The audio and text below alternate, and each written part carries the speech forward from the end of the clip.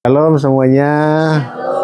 Sebelumnya tentunya kami minta maaf karena saya salah baca jamnya. Jadi saya kira jam 7, nggak taunya jam 6 rupanya ya. Jam 6 makan-makan, Pak. Betul ya. Jadi pas lah sebenarnya ya. Tapi tetap rasanya perlu minta maaf juga nih karena mestinya bisa dari tadi kita fellowship gitu ya. Nah, sementara Bu Tamara juga sedang menyelesaikan sedikit lagi presentasinya. Karena ini lagi kuliah. Jadi saya tuh kuliah terus ya Bu ya. Sekarang lagi ambil S2 lagi. Padahal dia udah S2. Sedang S3, sekarang ambil lagi S2 psikologi. Tapi bukan ambisius, tapi karena memang kebutuhan. Karena kami itu sedang mendalami yang namanya mental health. Kesehatan mental. Jadi itu sebabnya kenapa kita merasa perlu sekolah lagi seperti itu.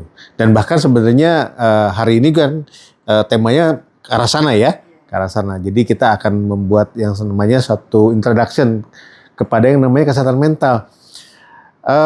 Bicara mengenai Tamara sendiri,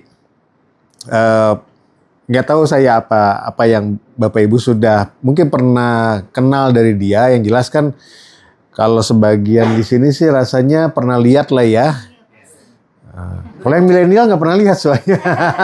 Apalagi Gen Z ya. Atas nggak lihat. Hah? Oke. Generasi kita kan ya. Ya mungkin ya. Kita termasuk kolonial juga sebenarnya. Ya, jadi kalau dia kan memang dulu pernah di Indonesia Entertainment, tapi sejak 2000 mungkin 2015 lah ya, itu sudah mulai mengundurkan diri ya. Dia memang ada beberapa kejadian dalam kehidupannya yang kemudian juga membuat dia akhirnya mau mendalami yang namanya kesehatan mental ini. Karena dia juga sebenarnya adalah penyintas juga dari kesehatan mental ya. Waktu dia pernah mengalami dua hal yang sangat berat dalam kehidupannya. Sementara waktu itu dia belum di dalam Tuhan. Hal itu membuat akhirnya dia mengalami kalau zaman sekarang bilangnya depresi, ya depresi berat, ya.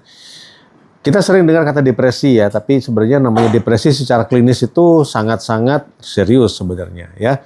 Ya mungkin Bu Dokter pernah dengar juga lah ya. Bedanya depresi yang orang suka ngomong gitu ya, aduh gue stres nih gitu ya, sama yang namanya depresi benar-benar secara klinis di diagnosa. Sampai dia sempat punya kecenderungan untuk mau mengakhiri hidup setiap 6 jam sekali. Gitu. Ya, jadi sudah sampai masuk ke sanatorium juga gitu. Dan dia harus minum obat sehari itu 3 kali 18 butir supaya bisa menenangkan pikirannya ya. Jadi nanti dia mungkin bisa cerita juga ya mau bunuh diri berapa kali. Tapi sampai sekarang Tuhan tolong ya, buktinya ada di sini nanti bentar lagi ya. Dan sudah sehat dan boleh dibilang cukup ajaib ya. Karena selain dia punya masalah kesehatan mental, dia juga punya masalah kesehatan secara fisik juga. Karena gaya hidup dan seterusnya gitu kan ya. Dia mengalami pengerasan hati gitu kan, dan divonis dokter 2 kali divonis dokter. Di 2010 divonis dia hanya punya waktu selama 1 tahun hidupnya. Nggak mati.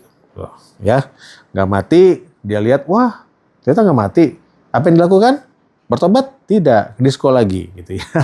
Nah, 2015, 2010-2015, divonis lagi sama yang kata orang sebenarnya mustahil untuk bisa sembuh, apalagi udah kedua kali. Ini cirrosis loh. Arahnya tuh biasanya ya mungkin dokter tahu lah ya. Makanya ini aneh sekali. Dokternya bahkan yang mendiagnosa itu dokter Aulia Rahman kalau nggak salah di Pondok Indah. Ya kenal ya, udah almarhum. Udah almarhum. Yang memvonis Tamara umurnya pendek sudah almarhum juga ya. Yang memvonis dia kesehatan mental juga sudah almarhum juga ya, Profesor Dadang Hawari.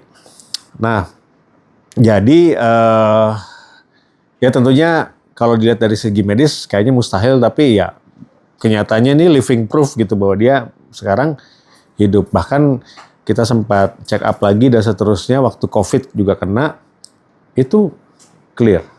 Ya, dia juga divonis nggak bisa punya anak. Dia jadi pasien di Pondok Indah di klinik fertility. Di 2021 ternyata dokternya bilang nggak ada masalah apa-apa. Bayangin selama puluhan tahun dia tidak bisa punya anak. Nah jadi pada sekarang dia punya 4 anak. Cuma 4 anak ini dari 4 ibu yang berbeda, Bu. 4, iya. Anak pertama, tadi kami ke Bogor, itu anak pertama kami, umurnya 27 sekarang, sudah punya anak juga dia, jadi saya ini opa-opa. Cucu, betul ya. Itu dari istri pertama saya yang meninggal waktu tahun 2008. Ya, waktu itu anak saya masih umur 8 tahun ya. Jadi itu anak Tamara yang pertama. Ya, istrinya bukan Tamara, ya ibunya bukan Tamara kan. Anak yang kedua itu tahun 2004 ketika waktu itu dia sempat masih syuting dan dalam kondisi, nanti dia cerita sendiri ya, kondisi selalu dalam kondisi fly. Maksudnya fly tahu? Ya, tidak sadar. Ya, bukan tidak sadar sih ya. Bukan mabok minum, bukan. Yes. Narkoba. Jadi high terus kan. Tiba-tiba ada orang yang bawa keranjang gitu. Terus ada tulisannya, ini buat ibu katanya. Begitu dibuka, bayi. Bayi, namanya juga orang lagi fly ya. Sedang-sedang aja karena dapat validasi kan. Di situ ditulis, ibu nggak tahu saya, tapi saya tahu ibu. Ibu saya lihat adalah orang yang baik. Ini dalam kondisi mabuk nih, belum kenal Tuhan ya. Ya senang dong divalidasi, dibawa pulang sama dia. Besoknya udah agak sober sedikit, bingung dia. Ini kembalinya kemana? Nah zaman dulu kan begitu ya, apa-apa serba bisa ditembak dan seterusnya. Akhirnya, singkat cerita, akhirnya diadopsi. Ya, sekarang pun sudah diadopsi resmi, udah pakai nama saya juga. Itu anak yang kedua. Ya, ibunya lain lagi tuh, ya kan? Yang ketiga adalah anak dari istri saya yang kedua, yang juga meninggal. Jadi saya ini pernah kehilangan 2 kali istri saya. Yang pertama itu breast cancer, yang kedua pankreas. Ya. Jadi anak yang ketiga itu laki-laki, sekarang umurnya 13 tahun. Di waktu itu dipanggil Tuhan dia baru berumur 7 tahun. Ya, nah itu anak Tamara yang ketiga yang laki-laki. Jadi perempuan, laki-laki. Yang terakhir, tadi mau dibawa ke sini, saudara ya. Cuma karena kita ke Bogor dulu, jadi nggak dibawa. Yang terakhir ini kira-kira 3 tahun yang lalu, karena tanggal 1 Mei kemarin dia ulang tahun yang ketiga. Berarti 3 tahun 6 bulan sebelumnya ada seorang ibu datang ke rumah minta cari pekerjaan. Ya, saya bilang oke gitu kan, tapi dia minta dikasih duit dulu 2 juta. Saya bilang buat apa gitu kan, dia gini, akhirnya dia keluarin surat dokter untuk aborsi. Ya, ini dokter di kampung. Ya, saya cerita kenapa. Rupanya ini maaf korban perkosaan gitu. Nah, dia nggak bisa bawa karena katanya itu orang di kampungnya juga. Sementara dia sendiri udah punya keluarga, udah punya anak. Ya saya bilang ya nggak usah diaborsi, tinggal aja sama kita. Lihat dulu dah gimana. Akhirnya kita rawat, kita antar ke dokter semua segala macam, sampai lahir pun Tamara yang gendong. Ibunya akhirnya nyerahin ke kita gitu. Akhirnya itulah. Jadi 4 anak dengan 4 ibu yang berbeda-beda. Tidak ada darah daging sama Tamara sama sekali. Yang ada adalah darah Kristus, saudara. Itu jadi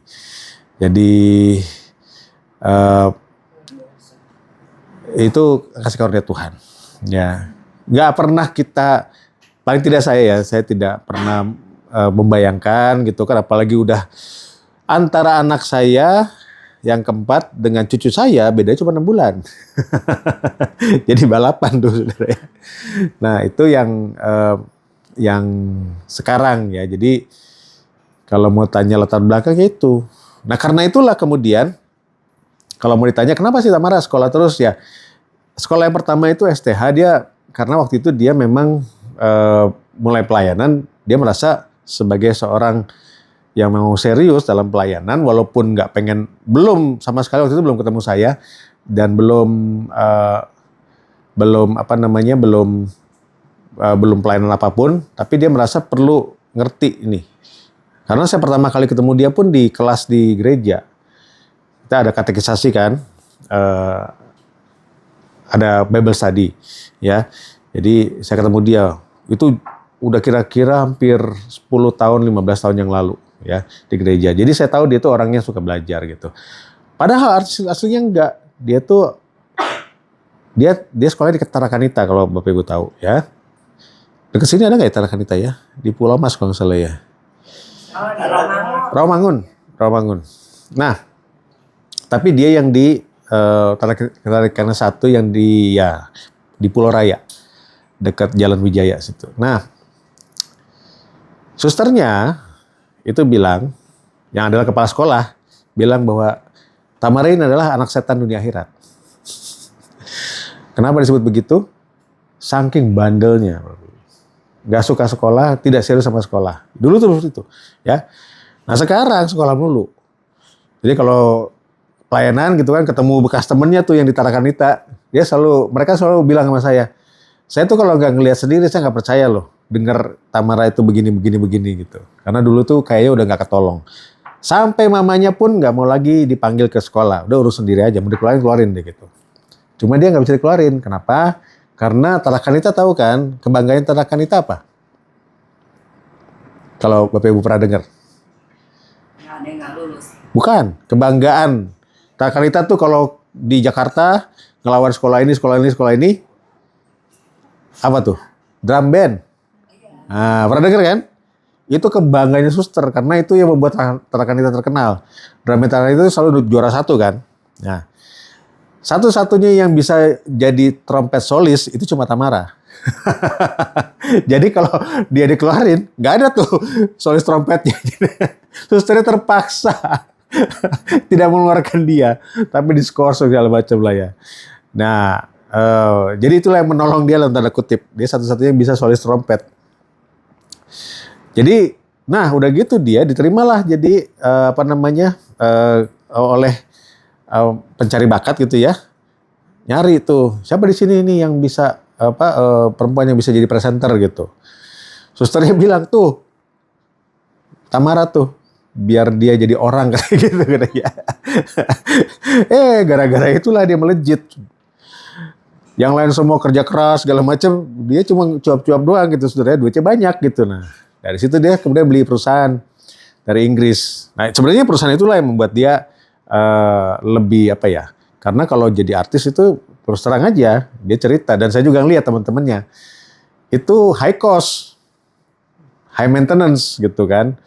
Karena jadi artis tuh harus menjaga penampilan gitu loh. Nggak boleh gendut gitu kan, harus mulus selalu gitu kan ya.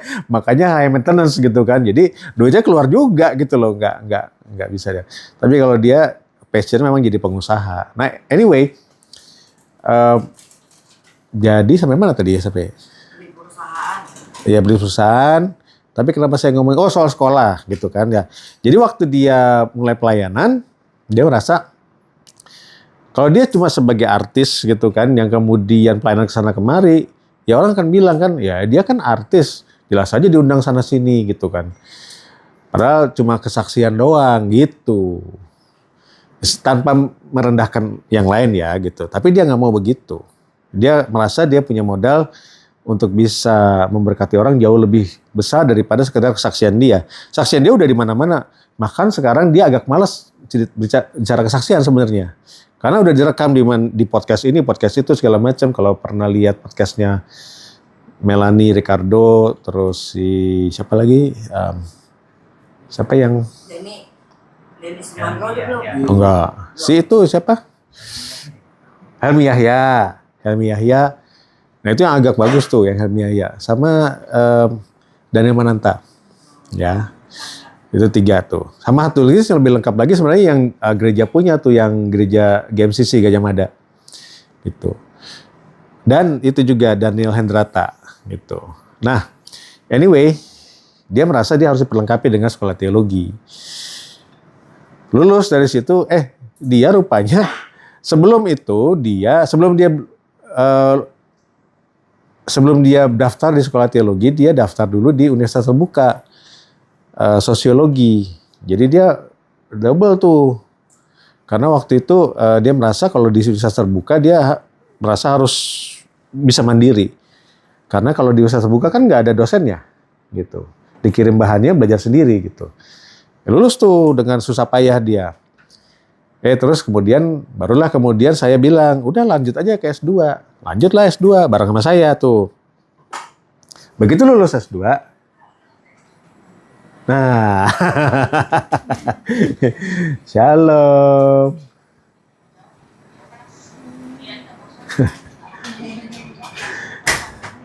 Jadi aku pembukaan dulu ya.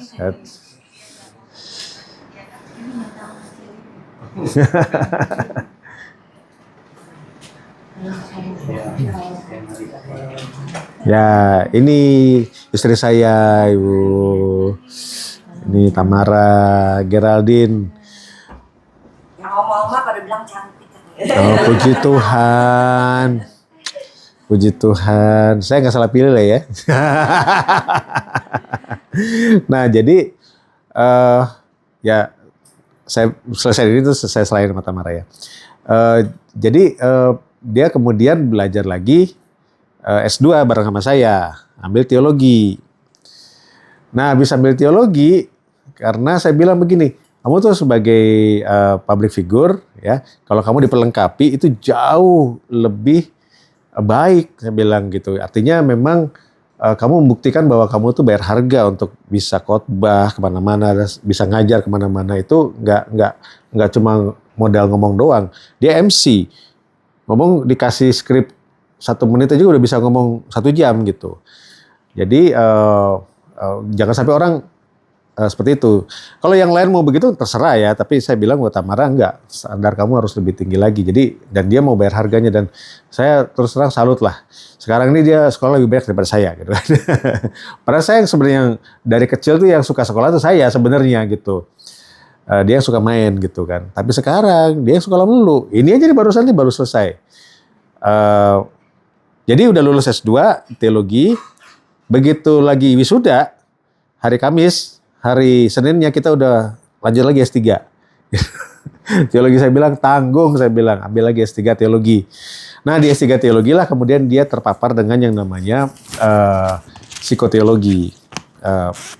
Teologi dengan psikologi atau kesehatan mental yang memang kemudian jadi hal yang kami lihat ya semakin serius dan semakin kesini semakin banyak orang yang minta, banyak banget ya.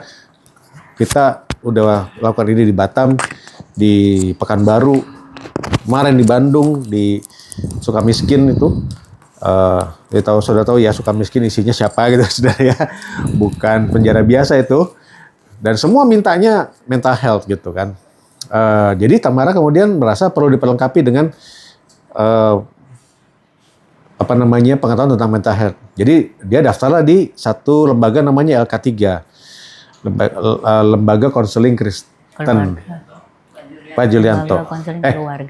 Lembaga konseling keluarga dan karir, betul ya? Ya, Pak Julianto. Nah dia udah masuk ke semester yang ketiga dari keempat. Udah berarti udah semester terakhir dong, ya. Bentar lagi kamu lulus. Wah ya. Nah kalau lulus dia akan dapat sertifikasi nasional dari pemerintah. Jadi bukan sekedar sertifikat biasa, ini sertifikat nasional dari pemerintah dari BNSP. Jadi dia bisa buka praktek dan segala macam dan punya gelar konselor di belakangnya. Di situ kurang kayak tambah lagi S2 lagi sekarang. S2 psikologi di Maranatha gitu. Ini yang tadi barusan lagi presentasi. Jadi itu awalnya, Bapak Ibu ya.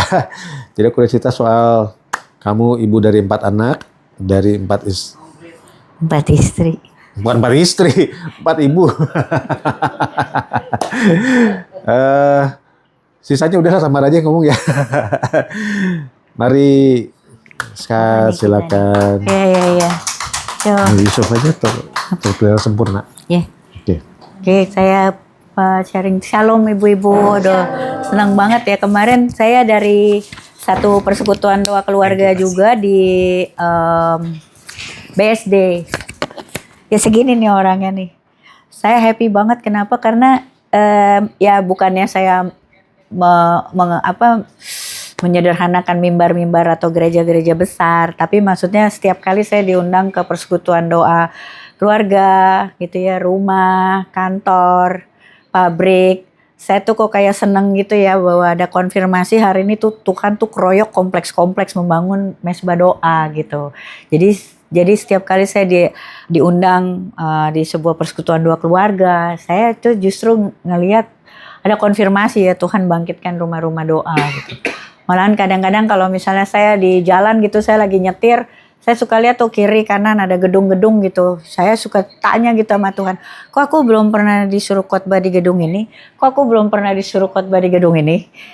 Jadi saya pikir maksudnya gini, udah ada belum tuh di situ persekutuan doa? Udah ada belum? Jadi seperti tindakan profetik gitu ya.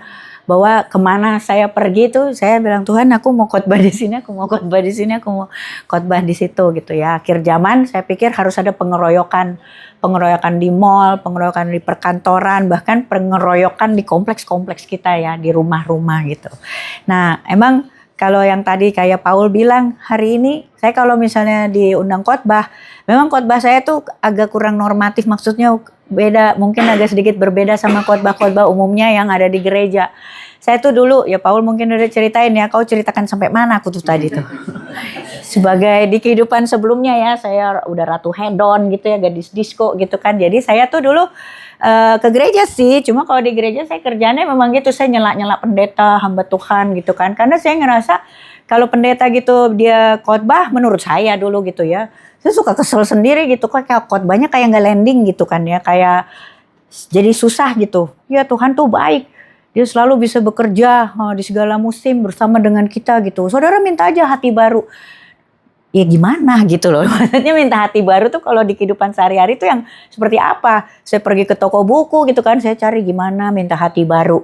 Nggak ada tuh, gimana cara minta hati baru tuh gimana? Tindakannya tuh apa gitu. Terus gimana konfirmasinya saya bisa tahu kalau saya udah punya hati baru. Nah itu saya, saking saya sering nyela-nyela kayak gitu ya, saya hari ini tuh kayak Tuhan ingetin, nah sekarang kau pengkhotbah, pastiin aja khotbah mau landing ya, harus ada tindakan yang aplikatif gitu. Setelah selesai khotbah, kita mesti benar-benar tahu gimana sih aplikasinya di kehidupan sehari-hari. Jadi Alkitab tuh nggak susah. Nah hari ini saya mau bagiin, saya lagi senang banget ya bagiin ini. Ini saya ambil ayatnya tuh nggak akan banyak-banyak ya, karena saya percaya ya kalau kayak kita apalagi ibu-ibu ya dikasih satu ayat aja ya hari Minggu, hari Rabu juga udah lupa ya Oma ya, ketemu tukang sayur kita udah lupa tuh sama ayat yang kita dapetin di hari Minggu. Jadi saya nggak akan banyak-banyak, saya mau kita sekarang buka di 1 Tesalonika 5 ayat 23. Ini ayat tuh buat saya tuh dari dulu tuh susah gampang untuk dimengerti ya. Ada satu ayat sebenarnya ya sebelum kita masuk ke 1 Tesalonika 5 ayat 23 itu ada satu ayat tuh yang saya bingung kalau misalnya, kan saya pengen jadi pelaku firman ya. Tapi ayat ini kok kayaknya susah gitu. Ada tertulis tuh ya dibilang ayatnya gini, pokoknya nggak boleh tidur, jangan tidur dengan amarah. Selesain katanya kan sebelum matahari terbenam lah gitu istilahnya, kamu selesai dengan kemarahanmu. Nah, saya mikir nih ayat susah banget. Gimana coba ngelakuinnya? Kalau saya hari ini berkonflik dengan orang yang saya udah gak ketemu lagi coba. Terus gimana? Tapi saya kan harus jadi pelaku firman. Saya gak boleh tidur dengan kemarahan saya. Gitu. Nah ayat ini kan, dulu saya pikir loh kok ayat ini kayak jebakan gitu buat saya. Tapi setelah makin kesini kan kita tahu Alkitab tidak mencobai. Tuhan itu gak iseng gitu ketika dia bikin satu ayat gitu ya. Berarti kalau Tuhan bilang jangan tidur dengan kemarahan, selesaikanlah itu dulu sebelum tidur. Berarti kan itu kan bisa dilakukan. Berarti itu kan bisa dikerjakan. Berarti kan ayat itu sendiri itu bisa kita jadi pelaku firman-Nya. Dan di firman itu jelas bahwa kebahagiaan itu ada di para pelaku firman yang gak cuma baca, gak cuma dengar.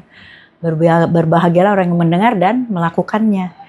Nah, ketika saya ketemu dengan ayat ini ya, 1 Tesalonika 5 ayat 23 itu kan bilang, semoga Allah damai sejahtera menguduskan kamu seluruhnya, dan semoga roh, jiwa, dan tubuhmu terpelihara sempurna dengan tak bercacat pada kedatangan Yesus Kristus Tuhan kita.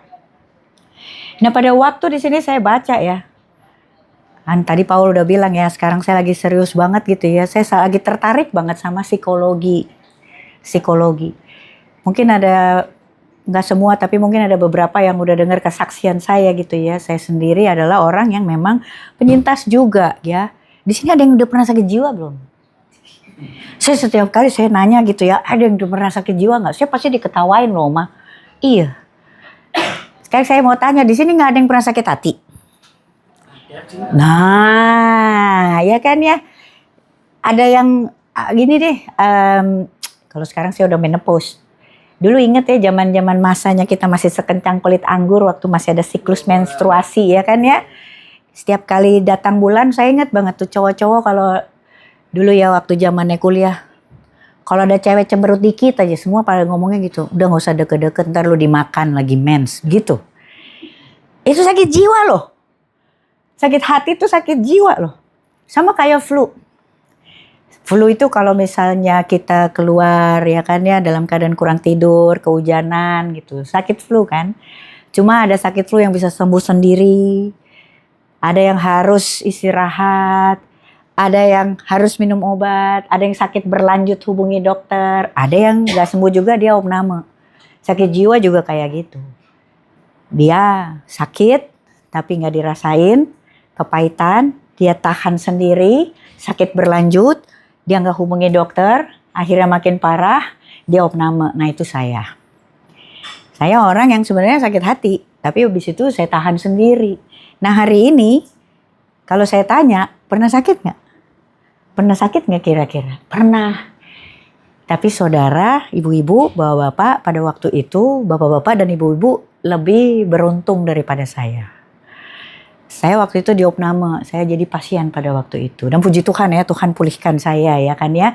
Jadi ibu-ibu bapak-bapak ini lagi dikotbahin sama mantan penyakit, orang berpenyakit jiwa, ODGJ. Kesian gak tuh? Yakin khotbahnya mau lanjut? Jadi saya dulu punya kecenderungan untuk bunuh diri per 6 jam. Sekarang saya pulih ya, jadi secara kedokteran sebenarnya hari ini tuh saya udah nggak bisa berdiri ya, baik karena secara fisik saya juga dulu sirosis dulu ya, udah cerita gitu. Jadi secara fisik saya sebenarnya hari ini harusnya udah nggak ada. Secara psikis juga sebenarnya saya hari ini tuh untuk jangankan sekolah, jangankan khotbah, jangankan mikir, ngomong juga udah nggak bisa. Tapi Tuhan tuh pulihkan. Nah sekarang saya mau tanya, kalau kita habis sakit flu kita pulih, bisa sakit lagi nggak? Bisa. Jadi sama, saya hari ini kalau saya tanya, bisa sakit jiwa lagi nggak? Bisa. Tapi hari ini saya punya kewaspadaan yang jauh lebih tinggi daripada saya yang dulu. Orang yang baru sembuh dari sakit flu, dia udah tahu. Kalau kena hujan, dia mungkin flu lagi, sehingga ketika cuacanya lagi tidak bersahabat, orang yang pernah sakit flu akan keluar bawa payung, bawa jaket kalau perlu. Nah inilah yang saya lakukan hari ini. Ayat ini tuh sebenarnya adalah ayat yang kalau semua orang hari ini baca, orang tuh akan tertarik banget ya. Untuk apa? Untuk kenal Tuhan jauh lebih dalam. Kenapa? Karena Tuhan ternyata serius banget sama kejiwaan seseorang. Jadi Tuhan hari ini melalui Alkitab tuh Tuhan bilang, bahwa Tuhan itu sangat-sangat serius memperhatikan luka-luka dan sakit kita yang ada di dalam, di jiwa kita. Tuhan itu gak hanya mementingkan kerohanian seseorang, tapi Tuhan itu juga terfokus pada apa yang kita rasakan di jiwa kita ini. Agar tubuhmu, semoga roh, jiwa, dan tubuhmu terpelihara sempurna, katanya Tuhan. Dengan tidak bercacat pada kedatangan Yesus Kristus, Tuhan kita. Jadi ada 3 aspeknya manusia. Hari ini tuh kita harus sadar betul manusia itu punya 3 aspek di dalam kehidupannya. Ada roh tadi yang dibilangin kan, ada jiwa dan juga ada tubuh. Masing-masing tuh semua punya definisi. Masing-masing punya fungsi. Masing-masing itu punya cara untuk dicek check up namanya. Saudara bisa check up kerohanian, saudara bisa check up seberapa sehat kejiwaan. Kalau tubuh kita udah tahu lah, orang-orang sekarang kan sibuk aja check up ke Pineng, kemana. Setahun sekali kita check up. Nah, kapan kita bisa check up secara kejiwaan? Karena itu penting. Kapan kita check up kerohanian? Itu penting. Dan itu sebenarnya bisa kita lakukan setiap hari. Kita kembali lagi tuh ke 1 Tesalonika 5 ayat 23. Roh itu apa sih? Roh itu kan adalah, definisi roh itu sendiri adalah bagian paling dalam dari kita nih. Orang itu punya satu aspek ya, bagian yang paling dalam itu yang langsung bisa berhubungan sama Tuhan. Itu yang membedakan kita dengan ciptaan lainnya. Dengan binatang, dengan tumbuhan, dengan segala ciptaan Tuhan, itu ada roh sebagai bagian terdalam. Roh ini adalah media di mana Roh Kudus buat orang percaya itu bekerja. Yang kita biarkan dia bergerak dengan leluasa.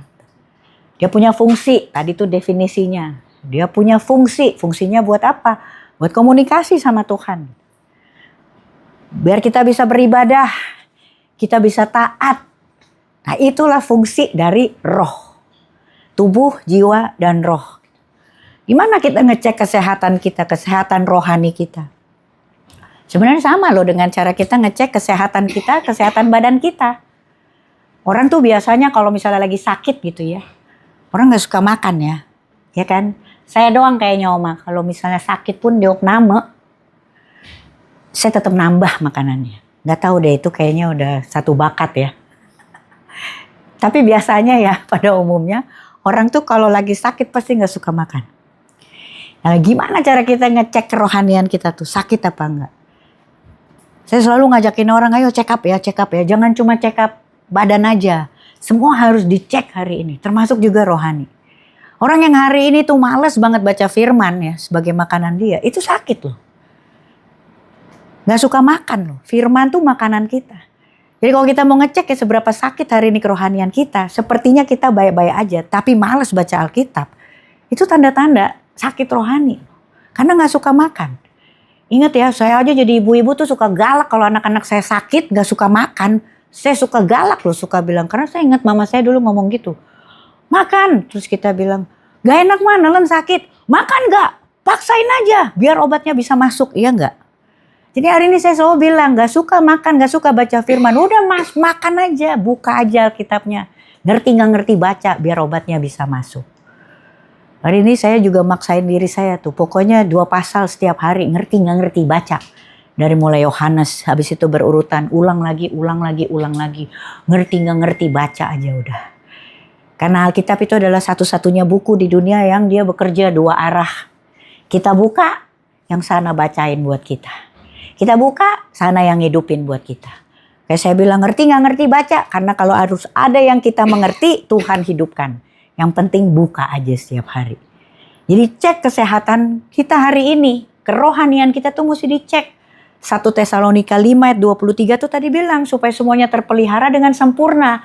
Ada bagian yang mesti kita kerjakan. Untuk apa? Untuk memelihara sempurna roh kita. Kasih makan setiap hari. Biar bisa apa? Biar kita hari ini tetap bisa punya hubungan yang intim sama Tuhan. Punya jalur komunikasi yang berkualitas. Ya, ada doa, baca firman, pujian, penyembahan, itu makanan rohani. Kita mesti cek setiap hari. Itu aspek yang pertama, roh. Habis itu ada aspek yang kedua, jiwa. Nah, jiwa ini sama kayak rohani gak kelihatan juga. Jiwa itu definisinya dia adalah pusat-pusat dari pikiran, perasaan, kehendak. Jadi kalau hari ini tuh kita punya pilihan-pilihan terus kita pikirin, itu gak ada di roh saudara. Dia ada di kantong jiwa. Dan ini adalah dia berada di tengah-tengah dan dia memiliki fungsi yang sangat krusial menentukan baik tubuh maupun kerohanian kita. Jiwa nih hari ini dia memiliki kantong yang berfungsi untuk mengambil keputusan, dia memproses segala jenis emosi kita, dia yang membuat kita itu berpikir. Dan dia yang menentukan karakter saya sama saudara hari ini. Itu jiwa, itu bukan roh saudara. Hari ini kalau kita lihat ya, orang kalau happy itu adalah emosi dasar dari orang. Orang tuh punya emosi ya. Emosi itu gak ada di rohani saudara. Karena ketika orang bicara soal manusia roh, dia tunduk dengan apa yang memang menjadi kehendaknya Tuhan. Roh yang ada di dalam diri saya dan juga ibu-ibu, bapak-bapak hari ini adalah roh yang dihembuskan langsung oleh Allah itu sendiri. Roh yang dihembuskan oleh pencipta langit dan bumi. Makanya dibilang roh yang ada di dalam diri kita itu roh yang lebih besar dari apapun, saudara. Karena itu tadi. Tapi hari ini kita punya emosi. Dan Tuhan memberikan kehendak bebas. Serupa dan segambar dengan Kristus, Tuhan memberikan kehendak bebas buat kita. Nah itu letaknya, itu bukan di roh. Letaknya tuh di jiwa. Hari ini kalau yang hidupnya agak-agak remang-remang lagi diproses sama Tuhan gitu kan. Kenyataan kita hari ini tuh kan adalah keputusan kita kemarin. Kalau kita keputuskan kemarin yang kurang bijak, hari ini mungkin keadaan kita agak-agak remang-remang. Nah hari ini kalau kita putuskan yang baik, kita bisa punya kenyataan hari esok yang terang benderang. Letaknya di mana? Dia ada di kantong jiwa. Kantong jiwa itu isinya emosi. Setidaknya manusia tuh punya 6 emosi dasar. Ada senang, ada sedih, ada marah, ada takut, ya kan? Ada muak, ada kaget. Ini kita aja bingung ya. Ternyata kaget dan muak itu emosi dasar. Jadi hari ini ketika Alkitab bilang selesaikan kemarahanmu sebelum terbenam matahari, sebelum hari berakhir. Itu kita mesti periksa loh. Mungkin kita bukan marah, mungkin kita muak doang. Alkitab waktu dia bilang gitu ya hari ini ya, kendalikan segala sesuatunya ya. Selesaikan amarah. Berarti selesaikan apa? Selesaikan emosi. Bukan selesaikan permasalahannya dengan siapapun kamu berkonflik.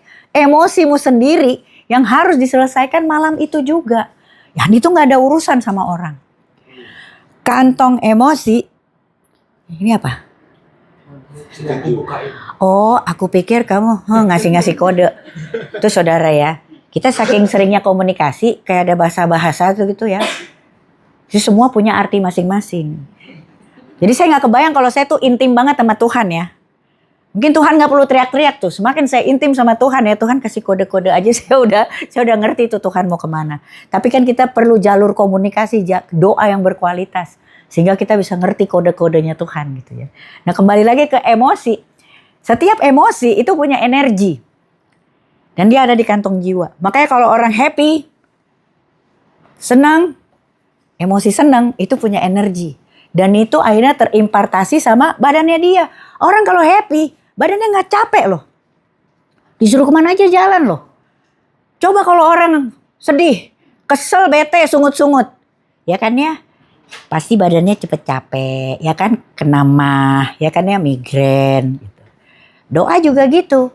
Orang yang hari ini gak happy, dia tetap bisa berdoa, tapi doanya pasti self pity, mengasihani diri sendiri, ya kan? Kalau orang sedih punya energi, itu mempengaruhi kerohaniannya dia tetap bisa berdoa, tapi doanya kan gitu. Udah gak apa-apa, zolimin aja gue terus, ntar derajat gue diangkat, gitu kan? Mau diangkat kemana lagi sih? Udah dari hamba kegelapan jadi anak Tuhan. Kita udah gak bisa diangkat lebih tinggi lagi. Udah. Doa orang-orang yang hari ini sebenarnya jiwanya gak happy. Doanya juga gitu. Udah gak apa-apa. Semua Tuhan yang atur. Tuhan gak tidur. Itu aja udah ngatur. Mau Tuhan tidur kek, gak tidur kek. Kok lu ngatur? Jiwa itu perlu benar-benar dijaga. Emosi itu harus diregulasi. Kenapa? Karena dia juga membuat paparan baik ke rohani maupun ke tubuh kita. Nah secara kesehatan mental, kondisi pikiran sama emosi kita itu bisa dicek dari berapa banyak kita punya rasa damai sejahtera. Orang yang hari ini jiwanya itu sakit ya, kita ke belakang dulu. Orang yang hari ini jiwanya sakit, pasti dia sering kehilangan damai sejahtera, suka marah-marah, ya kan? Ada di sini yang kalau misalnya marah gitu bisa sambil damai sejahtera, senyum-senyum. Angkat tangan, kita foto bareng. Saya akan viralkan. Ini udah tidak diproduksi lagi nih. Tipe yang bisa marah tapi tidak pernah kehilangan damai sejahtera. Jadi itu tadi ya. Kita balik lagi dulu ke belakang. Itu yang kedua tuh jiwa. Nah tubuh itu ada di mana? Ini aspek yang terakhir. Aspek tubuh. Definisinya tubuh itu apa sih? Dia itu adalah wadah fisik. Wadah fisik tempat kita tinggal supaya kita bisa berinteraksi sama dunia. Itu fungsinya. Jadi dari 3 aspek tadi masing-masing punya fungsi. Fungsi tubuh tuh ini. Dia punya fungsinya tuh untuk bergerak, bertindak, beristirahat. Nah saya nggak usah jelasin kayaknya nih ya bagaimana check up kesehatan fisik ya. Merawat tubuh, olahraga, di sini dokter ya kan. Dokter hari ini adalah profesi yang kayaknya jauh lebih ampuh daripada pendeta hamba Tuhan. Coba hari ini kalau ya saya udah pernah nih ya dok ya saya khotbahin ada teman saya kan dulu perokok ya 3 bungkus 1 hari. Habis itu sekarang saya udah nggak ngerokok lagi. Saya bilang sama teman-teman saya, "Yuk jangan pernah ngerokok deh," gitu kan ya. Nanti nggak baik gitu. Nggak ada loh yang berhenti beneran deh. Tapi giliran check up tuh kemarin ada satu pulang dari Penang. Cuma diginiin doang sama dokternya. Kayaknya ada gejala paru deh. Bertobat loh. Coba lihat tuh di khotbahin 6 bulan. Iya gak usah pakai ayat. Dokter tuh cuma bilang gitu aja gejala paru. Tobat. Jadi hari ini tuh kenapa sih kita kok kayaknya kita tuh ya serius banget sama kesehatan fisik. Kita serius gak sama yang lain. Padahal Tuhan aja serius. Memelihara sempurna tubuh, jiwa, dan roh. Nah kalau kita lihat ya slide selanjutnya. Ini dia dilihat ya 3 aspek manusia ya. Jadi sesungguhnya tuh kita apa sih? Manusia itu adalah makhluk roh. Yang punya jiwa dan tinggal di dalam sebuah tubuh. Nah, kalau kita lihat roh ya. Roh itu sebenarnya gak usah dijagain. Kenapa? Karena manusia adalah makhluk roh. Saya sama saudara hari ini tuh. Tangkap ini saudara ya. Kita adalah makhluk roh. Tapi kita punya jiwa dan kita tinggal di dalam sebuah tubuh. Secara roh, orang percaya saya sama saudara-saudara Bapak Ibu sekalian, udah gak usah dipikirin. Kita udah selesai. Ketika seseorang itu menerima Tuhan Yesus Kristus sebagai bagian terbaik, juru selamat satu-satunya. Sesungguhnya dia udah punya hati yang baru dan roh yang baru. Yesaya 36 ayat 26 sampai 27. Hati baru yang mau dibentuk, ditata, nurut sama Tuhan. Roh Kudus udah tinggal di dalam saya dan juga saudara. Udah gak perlu dipikirin sebenarnya. Udah selesai karena udah terjadi di sana. Nah kita bicara sekarang secara tubuh. Orang percaya hari ini coba. Nanti ketika Tuhan Yesus datang jemput kita. Tuhan itu akan kasih satu tubuh baru buat kita. Namanya tubuh kemuliaan. Dan itu nanti akan terjadi di masa depan. Jadi hari ini gak usah terlalu terfokus sama bagaimana merawat badan kita. Mau dirawat pakai pola dan gaya yang paling terbaik sekalipun, status dari badan kita ini adalah status kejatuhan. Tetap bisa sakit dan akan mati. Jadi yang sudah terjadi adalah roh kita udah oke. Tubuh nanti kita dikasih badan yang baru. Pertanyaannya, sekarang kita ngapain? Sekarang sebetulnya yang Tuhan bilang pelihara dengan sempurna adalah jiwa. Bahwa orang percaya yang sekarang sedang dalam proses pembalikan gaya hidup, berubah serupa dan segambar menjadi Kristus, perlu memfokuskan dirinya terhadap kesehatan jiwanya. Hari ini orang mau dibentuk serupa dan segambar dengan Kristus, mirip secara fungsi dengan Kristus, secara watak dengan Kristus. Kalau nggak sungguh-sungguh punya jiwa yang segar, nggak bakalan mungkin bisa menjalani hidup dengan happy. Kristus tuh punya fungsi tuh dia kasih damai sejahtera buat orang. Kalau hari ini kita sendiri gak punya damai sejahtera, jiwa kita hari ini terluka, kita gak bisa serupa dan segambar dengan Kristus. Kristus itu datang dia punya watak, dia mengasihi dengan keras. Dia mengasihi dengan aktif. Dia keroyok setiap sampah-sampah itu dengan kasihnya. Mau jadi serupa dengan wataknya Kristus, punya jiwa yang hari ini terluka, saya rasa adalah hal yang sungguh sangat gak mungkin untuk bisa diproses mirip sama Tuhan Yesus. Penting buat orang hari ini tuh berubah menjadi seperti Kristus. Roma 12 ayat 2 tuh bilang, berubahlah, jangan serupa seperti dunia. Tapi dibilang di sini berubahlah, akal budi, pembaruan akal budi itu gak ada di kantong roh. Dia ada di jiwa, saudara. Ngomong-ngomong saya udah banyak kasih ayatnya ya. Saya bohong dong ya berarti tadi ya. Saya bukan bohong, saya berubah rencana. Tadinya saya bilang 1 ayat, sekarang lumayan banyak. Tapi saudara nanti bisa foto. Nah ini, hari ini ketika Tuhan bilang rawat dengan sempurna. Saudara lihat gak? Roh itu gak usah dia apa-apain. Dia udah selesai. Tubuh hari ini ya kita rawat juga ya, pelihara dengan sempurna. Check up itu bisa 1 kali sama 1 tahun. Saudara harus ingat apa yang kita buat hari ini, yang terbaik buat badan kita hari ini, toh nanti juga ada. Dan itu sifatnya nanti di depan. Pertanyaannya adalah sekarang. Rawat, pelihara dengan sempurna. Coba kita lihat next slide-nya ya. Jadi jiwa itu memiliki peran yang sangat penting dalam hidup manusia. Jiwa itu sekarang letaknya ada di mana? Jiwa itu letaknya ada di tengah-tengah antara tubuh dan juga roh. Jiwa itu menentukan seseorang. Ketika jiwa yang sehat itu dia lebih banyak dipengaruhi dengan tubuh dan kedagingan, dia pasti ikut. Dia pasti akan ikut dengan kehendak dirinya sendiri. Itu yang membuat kita hari ini mungkin punya keputusan-keputusan yang lahir dari hikmat kita sendiri.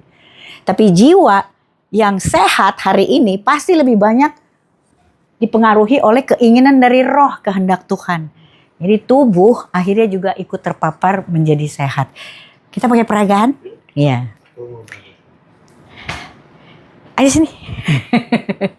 Siapa lagi yang mau jadi peraga? Kita butuh 3 orang. Kita butuh 3 orang. Mau jadi apa? Kamu udah yang jelasin ini. Ini suami saya paling jago kalau ngejelasin ini. Satu lagi? Siapa lagi? Kamu jadi apa? Jiwa. Jiwa, oke. Jiwa nih tadi letaknya di tengah-tengah ya, Oma ya. Satu lagi. Siapa? Pak. Oh boleh. Nah. Bapak. Nah, tubuh, jiwa, dan roh. Sini Pak. Yang tubuh yang mana? Ini. Kita lihat mana yang mukanya lebih kedagingan. Iya kan ya? Mana yang mukanya iya, mana yang mukanya lebih rohani gitu, iya kan ya? Iya ya. Iya sih. Aku nggak ikutan. Ya, aku nggak ikutan. Oh gitu ya. Disuruh istri kan? Oh iya. Oke, jadi misalnya ini tubuh, ini roh berarti ya, jiwa tuh di tengah-tengah. Nah ini yang pentingnya di sini. Dua-duanya itu punya kuasa. Si roh itu punya kuasa, roh itu yang nempel sama Tuhan, yang rohani lah ya. Tubuh itu yang kita kalau di Alkitab sebutnya daging, gitu. Daging itu narik juga, roh juga narik. Silakan tarik Pak. Ini yang tadi dibilang ini dulu, kalau yang ngadep sini, lebih ngadep sini dia lebih. Mungkin lebih ke sini gitu ya, tarik. Nah, dua-duanya tarik Pak. Nah, tarik ke itu. Nah, kan sama nih tarikannya ya, tarikannya. Nah, yang menentukan adalah si jiwa. Karena kalau jiwanya diam aja, dua-duanya coba tarik. Nah, ya kan? Tapi kalau begitu jiwanya mau mengarah ke roh, lihat nih, apa yang terjadi. Jiwanya akan memberikan kekuatan kan? Sini. Lihat nggak? Tubuhnya tarik ya? Ketarik ya? Ketarik. Sebaliknya, kalau jiwanya nih, saya nih ya, si jiwa ini, mengarahnya ke tubuh, lihat apa yang terjadi. Rohnya ketarik. Nah, gitu. Jadi jiwa itu ternyata bisa menentukan seluruh keberadaan kita itu arahnya lebih ke dagingan atau lebih ke rohani. Yang menentukan siapa? Jiwa. Gitu. Karena makanya tadi Tamara udah sampaikan, roh sudah selesai. Waktu kita percaya Yesus, lahir baru dan seterusnya, kita pernah bahas ini kan, maka rohnya sudah selesai, ya, sudah punya roh yang baru, hati yang baru. Tubuh masih dalam tadi tuh Tamara bilang, dalam status masih kejatuhan. Nanti kalau sudah ketemu Yesus, yang kita bahas berminggu-minggu itu ya, baru kita akan punya tubuh yang sempurna. Tapi itu nanti, selama di dunia ini belum. Makanya tubuh ini masih cenderung kedagingan gitu. Nggak bilang tubuhnya itu berdosa sekali, enggak, tapi kecenderungannya masih begitu. Ya, oleh karena itu makanya yang jadi fokus selama kita jadi orang percaya sejak lahir baru sampai nanti ketemu Yesus adalah jiwa. Ini. Terima kasih untuk para peraga. Beri kemuliaan buat Tuhan. Jadi kita lihat ya bahwa jiwa itu tuh memiliki peran sangat penting menentukan kita gitu. Dalam hal kita menjalani kehidupan kita. Makanya ketika seseorang tuh ya, bisa dicek kesehatan jiwanya itu dari bagaimana cara dia berdoa. Yang paling gampang tuh itu, cara berdoanya kita. Orang tuh bisa kelihatan bahwa jiwanya, makanya dibilangnya mensana in corpore sano, kita juga tahu kan ya. Ketika orang itu dia punya kebugaran di jiwa, dia tuh sehat banget. Badannya juga nanti akan terikut, badannya juga akan pastinya akan jadi segar. Nah Tuhan itu tuh sangat terfokus ya dengan kesehatan jiwa kita pada hari ini. Alkitab bahkan bilang kan ya, pujilah Tuhan hai jiwaku. Tuhan itu sangat menitik beratkan itu pada jiwa yang hari ini itu mau juga nurut. Nurut apa? Itu tuh tadi yang dilihat. Jiwa yang lebih banyak itu condong ke arah rohnya dia. Dia mengikuti, dipengaruhi oleh keinginan dari roh kehendak Tuhan. Orang yang hari ini tuh tadi ya, ketika tadi tarik-tarikan. Saya tuh terkesan adalah gini, makanya dibilang roh itu beres. Ketika saya sama saudara pun ya, saya pernah hidup benar-benar di dalam kedagingan kan. Tapi itu roh itu tetap ada di situ. Dia nggak ninggalin, dia tetap ikut saudara. Kalau tadi dilihat ya waktu Paul itu dia mengarahkan kepada daging, roh tetap ikut. Kenapa? Karena roh emang nggak bisa ninggalin. Dan itu yang dibilang bahwa kita akan tetap bisa, saya tetap ke gereja pada waktu itu. Tapi jiwa saya nggak bahagia. Kenapa? Karena saya tetap ikut sama keinginan daging. Nah ketika tadi itu ya menyerahkan dirinya ya lebih lemah untuk ditarik sama roh. Saudara lihat nggak daging ikut? Karena itu yang dibilang, roh kita itu jauh lebih besar dari apapun. Bahkan kedagingan paling degil sekalipun yang dibilang gak ada obatnya. Itu akhirnya jadi ikut gitu loh. Ketika apa? Ketika jiwa saya memutuskan untuk tetap, untuk lebih melihat roh. Di hari ini orang-orang di rumah-rumah doa gitu. Kalau kita suka pusing ya, mungkin setelah kita belajar ini sama-sama. Kita mungkin bisa jadi orang-orang yang hari ini lebih bisa mengerti. Kadang-kadang kita kan ngelihat kayaknya doa gak ampuh ya. Ini habis didoain, besok kumat lagi dia. Terus kita capek mendoakan seseorang gitu. Ini didoain hari Rabu, hari Minggu kumat lagi dia. Seolah-olah doa tuh gagal. Doa tuh gak pernah gagal saudara. Tapi ketika kita keluar dari tempat ini, kemudian kita kembali mengarahkan mata kita tuh lebih ke daging. Ya akhirnya kita nanti akan kepahitan lagi. Jadi mengerti ya saudara, hari ini sebenarnya gak ada doa yang gagal. Doa itu semuanya itu nggak ada yang nggak ampuh istilahnya gitu. Tapi hari ini ketika kita mendoakan seseorang, mungkin periksa aja jiwanya hari ini. Karena jiwa yang nggak happy, dia keluar dari gereja, dia keluar dari rumah doa, dia akan kembali memiringkan pandangannya kepada dunia. Dan dia pasti sakit lagi. Akhirnya kita punya hati untuk berdoa lebih lagi sama orang. Gitu. Kita mengerti kenapa ada orang yang didoain terus besoknya kumat lagi. Perlu buat kita hari ini untuk ngingetin siapapun yang kita doain gitu ya. Ketika kita keluar dari tempat ini, tolong tetap terfokus gitu ya. Jangan ke kiri tapi lebih banyak ke kanan. Nah, saya mau tutup nih dengan satu kesaksian lah ya. Kesaksian bagaimana akhirnya hari ini tuh sebenarnya kita bisa mengusahakan ayat yang tadi saya bilang. Waktu Tuhan bilang itu ya, jangan tidur sebelum padam amarahmu. Yang Tuhan maksud di situ tuh adalah bukan selesaikan konfliknya. Amarah itu artinya emosi, selesain aja emosimu sendiri. Dan itu nggak ada urusan sama orang lain sebenarnya. Dan itu justru bisa dilakukan. Kalau hari ini ada yang berkonflik dengan orang terdekat misalnya, habis itu orangnya nggak ada. Yang Tuhan mau itu sebenarnya adalah emosimu sendiri. Karena marah itu adalah emosi. Tuhan nggak bilang selesaikan masalahnya. Tuhan nggak bilang di situ. Amarah itu emosi. Jadi periksa hari ini sebelum terbenam matahari pada waktu mau tidur. Nah, ketika saya lihat ya ayat itu kembali, oh iya ya sebenarnya saya berarti bisa selesaikan sendiri karena ini emosi saya sendiri. Saya berkonflik gitu ya dengan salah satu orang terdekat saya. Dulu saya nggak pernah bisa selesain. Tapi ketika akhirnya saya berdoa, ya Tuhan rasanya sakit. Emosinya kenapa? Ya saya sebel. Kenapa sebelnya? Ya dia ngutang. Dia ngutang janji 3 bulan. Sekarang udah 6 tahun. Gak dibayar-bayar. Itu duit gede banget. Saya bilang gitu sama Tuhan. Habis itu, sekarang apalagi saya udah jadi hamba Tuhan. Dia memanfaatkan loh Tuhan. Dia tahu kalau saya hamba Tuhan. Kalau saya tagih utang, saya pasti gak marah-marah. Akhirnya kan dia nginjek-nginjek kepala saya. Habis itu Saudara Roh Kudus bilang gini, seandainya dia gak ngutang, kamu marah gak? Enggak. Berarti apa? Saya benci sama perbuatannya, bukan sama orangnya.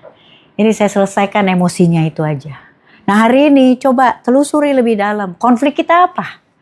Hari ini kita berperang sama saudara kita, nusuk kita dari belakang. Kenapa? Karena dia mengambil hak kita.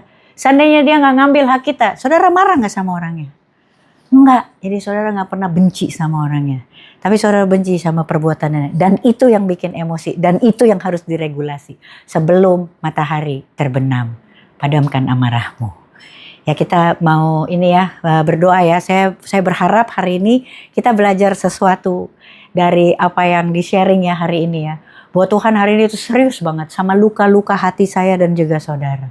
Tuhan gak cuma terfokus sama bagaimana kita membangun makhluk roh kita ketika kita ada di gereja. Tapi Tuhan tuh sungguh-sungguh sangat serius gitu.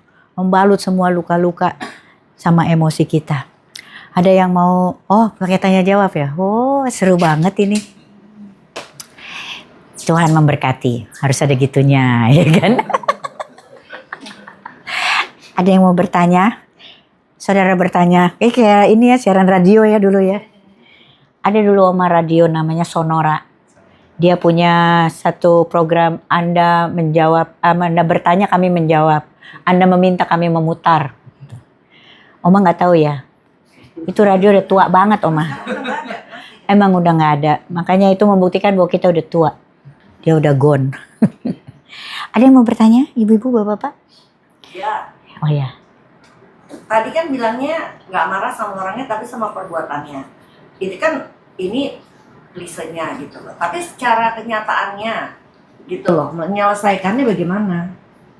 Supaya ya tetap aja biar perbuatannya sama orangnya mah sebel-sebel juga lah. Iya. Gitu loh. Cuma maksudnya kan ya bagaimana secara realnya ini loh menyelesaikannya. Ya tetap aja mesti iniin orangnya lah, nyebelin. Benar. Jadi kan dibilang di situ ya, Alkitab juga kan bilang ya, berdoa buat musuhmu. Iya kan ya? Berdoa buat musuh. Nah waktu Tuhan bilang, Alkitab juga saya percaya nggak mencobai. Berdoa tuh apa sih? Berdoa tuh kan komunikasi ya. Komunikasi sama Tuhan ya kan ya. Komunikasi itu kan ngobrol. Nah saya tuh gini ya, ada satu dimensinya Tuhan ya, perannya Tuhan yang saya senang banget mengaktifasinya ya hari-hari ini. Kan Tuhan tuh kan selalu dibilang ya, Tuhan Tuhan kita, jadi kita hamba gitu ya. Dia Bapa, kita anak, gembala, kita domba, dia guru, kita murid. Terus dia raja gitu kan ya. Ada satu tuh yang kalau misalnya Natal kita suka ini ya, nyanyiin kan, penasehat ajaib, the wonderful counselor gitu kan. Jadi kalau Tuhan tuh counselor, kita apa? Kita klien Bu. Saya ini kan lagi ambil sertifikasi counseling ya. Jadi seorang konselor itu tuntutannya tuh ya yang harus dia miliki tuh ya, yang pertama adalah dia punya kuping, dia mendengar. Yang kedua dia punya empati. Jadi ketika saya masuk dalam hadirat Tuhan, tuh saya tuh memposisikan diri saya tuh sebagai klien. Saya masuk ke ruang konselingnya Tuhan. The wonderful counselor. Saya ngobrol dong. Konselor tuh Bu, itu ketika kita komunikasi, konselor tuh ya nggak membuat kliennya itu harus merasakan apa yang dia rasakan. Jadi kalau kliennya lagi nggak happy, ya nggak happy aja. Gak ada tuh konselor begitu dibilangin, Bu saya lagi nggak happy, nggak boleh kayak gitu. Kamu nggak ingat, Tuhan tuh baik loh. Tuhan tuh nggak baper ketika apa? Ketika kita masuk ke ruang konselingnya Tuhan. Terus kita berkomunikasi, terus kita bilang, Tuhan aku kesel banget. Tuhan nggak baper. Nah hari ini kalau kita nggak sanggup berdoa, waktu Tuhan bilang nggak sanggup berdoa, doa untuk musuhmu. Apa yang membuat kita nggak sanggup? Karena kita atur suasananya Tuhan. Karena kalau kita bilang Tuhan aku kesel banget sama dia, terus kita merasa bahwa kita jadi orang Kristen yang nggak baik, nggak mengucap syukur. Yang saya doain itu kayak gitu. Saya hari ini tuh 7 tahun ngedoain orang, belum dijawab Bu. Tapi hari ini doa saya bisa panjang buat musuh saya itu. Tapi kan itu kan proses ya. Ketika saya masuk hari pertama itu, saya sampai bilang kayak gini, aku disuruh berdoa buat dia, aku nggak bisa. Tuhan tahu kan kesel banget, amin. Habis itu besoknya, saya sanggup berdoa lagi. Kenapa? Loh, saya doa apa adanya kok. Dia cuma bilang, Tuhan masih nggak bisa, besok ya, amin. Tapi itu bisa saya lakukan setiap hari. Kenapa? Karena saya nggak atur. Hari ini yang buat kita nggak bisa doa buat musuh, nggak bisa komunikasi. Bukan karena apa-apa, karena kita sendiri yang bikin diri kita susah. Hari ini saya bisa berdoa panjang buat dia. Saya bisa berdoa, saya bilang Tuhan berkati dia. Karena mungkin saya satu-satunya orang percaya yang bisa berdoa buat musuhnya. Saya tahu dia nggak punya teman yang seperti saya. Karena dia belum memiliki Yesus di dalamnya. Hanya saya yang sanggup berdoa buat dia hari ini. Tuhan berkati dia. Supaya apa? Supaya dia bisa menyelesaikan tanggung jawabnya sama orang-orang lain. Kalau Tuhan nggak berkatin dia, gimana dia mau menyelesaikan tanggung jawabnya? Saya bisa berdoa panjang seperti itu. Tapi ada masa di mana saya benar-benar enak banget. Dan saya bawa aja sama Tuhan. Tetap mesti bisa mau ngelihat dia gitu, misalnya nemuin kan kadang-kadang orang jadi nggak mau nemuin kan gitu. Iya, karena kita sendiri yang nggak jujur, kita lari gitu. Nah ketika kita lari, kita bawa kepahitannya. Ada satu masa di mana saya berdoa, saya udah benar-benar saya enak banget. Saya nggak bisa ngapa-ngapain, dia malah liburan gitu. Saya bilang sama dia, Tuhan ini kayaknya nggak ketolong lagi. Seandainya dia musuhnya Tuhan, ini masalahnya Tuhan, Tuhan mau ngapain? Ini saya masukin dalam kotak ya, saya taruh. You do it, I copy and paste. Saya ngomong gitu, amin.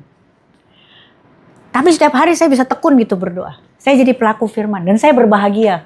Karena Alkitab nggak bohong, berbahagialah mereka yang mendengar dan melakukannya. Jadi saudara hari ini ya, ibu-ibu, bapak-bapak, kalau tadi tuh ditanya, hari ini enak banget. Kalau kita enak, terus kita nggak lakuin. Itu seperti kita yang makan kepahitannya, kita makan racunnya, terus berharap dia yang mati. Hari ini jangan kayak gitu. Hari ini bawa aja semuanya. Dengan kelemahan kita, tapi tetaplah berdoa. Gitu. Gak usah diatur-atur doanya. Tapi bisa dilakukan setiap hari. Itu sangat aplikatif. Itu kayak gini loh hari ini. Orang yang salah sama kita misalnya, orang yang mendukakan perasaan kita gitu ya Bu. Dia yang malaria, kita yang makan pil kina Bu. Kitanya kepahitan, dia kagak sembuh. Jadi hari ini, aktivasi sesuai aplikasi. Lakuin aja apa yang Alkitab bilang. Berdoa, nggak usah disusun. Ntar toh juga doanya kan panjang, tapi dimulai. Gitu. Jujur ya. Jujur. Suami saya tuh ngingetin juga ada satu nabi ya di Alkitab tuh. Yunus. Nanti baca Yunus ya. Nanti kita bongkar Yunus kalau kita kesini lagi. Kita kasih spoiler aja sedikit supaya kita dipanggil lagi ke sini gitu kan.